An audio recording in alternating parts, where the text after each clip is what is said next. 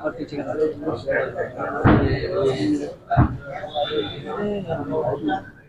नीचे का आज आपने दीपक का चार्ज किया है,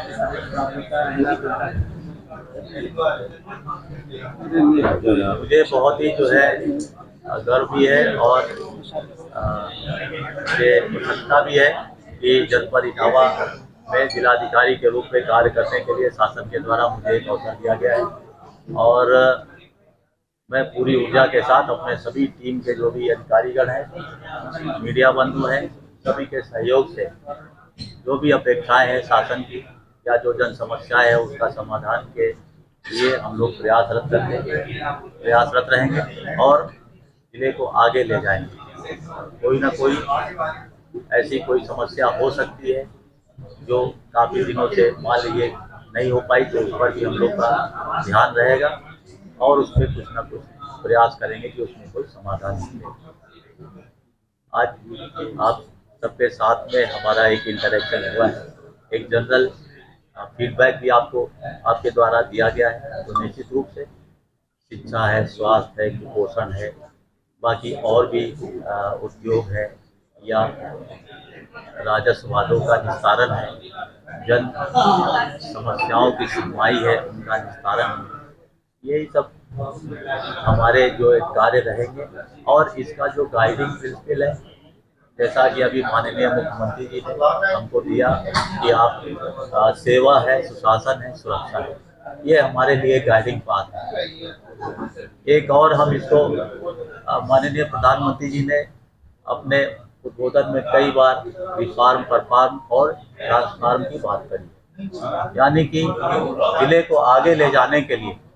जहाँ जहाँ इस तरह से कोई पॉजिटिव चीज़ें हो सकती हैं कि कुछ थोड़ा बहुत सुधार किया और उसमें फिर कुछ और उसमें अच्छे सार्थक परिणाम मिले, तो उसको भी हम साथ करते हुए भी उसमें भी कुछ ना कुछ हल करने का ये प्रयास करें।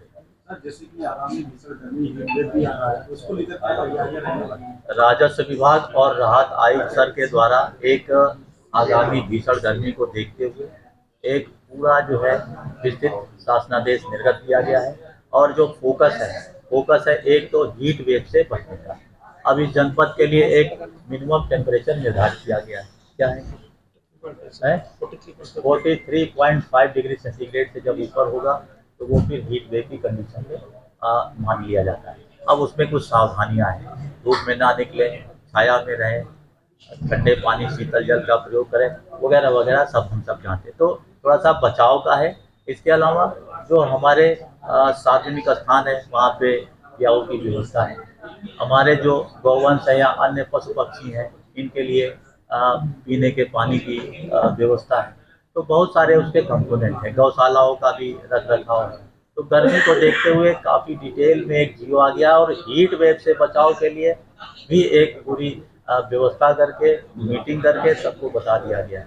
तो उस पर हम लोग सजग रहेंगे और उस दिशा में कार्य करेंगे ताकि आने वाले समय में जो भीषण गर्मी है उससे हम बच सकें। एक और जो कंसर्न रहता है, हमारे जो भी सीएचसी हैं या और भी जो ऐसे सरकारी स्वास्थ्य केंद्र हैं, तो वहाँ पे बिजली की जो आपूर्ति की जो वैकल्पिक व्यवस्था है, तो उसके लिए भी हम स्वास्थ्य विभाग को अभी पत्र भी लिखेंगे, उनसे कहेंगे ताकि जो वहाँ पे भर्ती मरीज हैं उनको कोई कठिनाई ना हो। तो गर्मी को देखते हुए जहाँ जहाँ इस तरह से कोई इंटरवेंशन होगा उसको हम लोग जरूर अटेंड करेंगे।